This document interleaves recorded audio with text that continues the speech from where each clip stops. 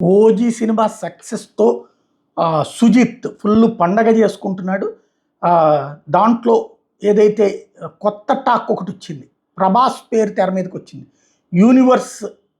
OG యూనివర్స్‌లోకి Prabhas వస్తాడంటే ఓజీకి second part ఉంటది. అందులో universe ఉంటుంది అన్నటువంటిది ఒక ప్రధానమైన ప్రచారం తెర మీదకొచ్చింది. దాని మీదన ఇప్పుడు సుజిత్ మాట్లాడుకొచ్చారు. ఓజీలో సాహోని కనెక్ట్ చేశారు కదా! ఆ యూనివర్స్‌లో ప్రభాస్ నటిస్తారా అని అడిగితే సుజిత్ స్పందించారు. ప్రభాస్ అన్న నాకు బాగా దగ్గరైన వ్యక్తి. పవన్ కళ్యాణ్ సార్‌తో ఓజీ వల్ల అనుబంధం ఏర్పడింది. యూనివర్స్ గురించి ఇప్పుడేం ఆలోచించలేదు. ప్రీమియర్స్ అందరితో ఓజీ అసలు ఏ రోజు విడుదలైందో కూడా అర్థం కావట్లేదు. యూనివర్స్‌లో ఈ ఇద్దరు హీరోల గురించి కొన్ని రోజుల తర్వాత ఆలోచిస్తా అని చెప్పుకొచ్చారు. ఓజీలో తమ్ముడు మూవీ సీన్ రీక్రియేషన్ గురించి కూడా సుజిత్ చెప్పుకొచ్చారు. పవన్ కళ్యాణ్ జానీ సినిమా నాకు చాలా ఇష్టం. ఆ మూవీకి సంబంధించి ఏదైనా రీక్రియేట్ చేయాలనుకున్నా షూటింగ్ పూర్తయ్యాక బ్యాక్గ్రౌండ్ స్కోర్ చేసే సమయంలో ఇంకేదో అదనంగా చేయాలనిపించింది.